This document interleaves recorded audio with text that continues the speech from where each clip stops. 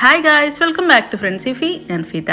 ഇന്നത്തെ വ്ളോഗിൽ 5 മിനിറ്റോട് നമുക്ക് ആർക്ക് വേണമെങ്കിലും ഈസി ആയിട്ട് ചെയ്യാൻ പറ്റിയിട്ടുള്ളൊരു ലീഫിൻ്റെ ട്യൂട്ടോറിയലാണ് കേട്ടോ. ലേസി ഡേസി വെച്ചിട്ടാണ് നമ്മളിത് ചെയ്യുന്നത്. അത് നീഡിൽ മേലേക്ക് എടുത്തതിന് ശേഷം അതിൻ്റെ തൊട്ടടുത്ത് കൂടെ നമ്മൾ മേലെ നമുക്ക് എത്രയാണ് ലെങ്ത്ത് വേണ്ടേ അവിടേക്കൊന്ന് കുത്തി കൊടുക്കുക.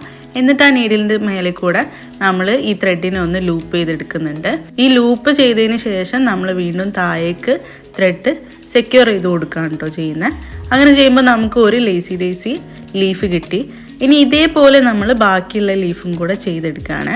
ഇതിന് മുന്നേ ഉള്ള നമ്മളുടെ പല വീഡിയോസിലും നമ്മൾ കുറച്ച് ഹാൻഡ് എംബ്രോയ്ഡറി ബേസിക്സും അതേപോലെ 2 ടൈപ്പ് ഫ്ലവേഴ്സും പഠിച്ചില്ലേ. അപ്പോൾ ഇനിയുള്ള കുറച്ച് വീഡിയോസിൽ നമ്മൾ ലീഫിൻ്റെ ഡിഫറെൻറ്റ് ടൈപ്സ് ആണ് കേട്ടോ ചെയ്യുന്നത്. ഇതിൽ ആദ്യം ചെയ്തിട്ടുള്ള ലീഫ് സാറ്റിൻ സ്റ്റിച്ച് വെച്ചിട്ട് ചെയ്തിട്ടുള്ള ഒരു ലീഫാണ് കേട്ടോ.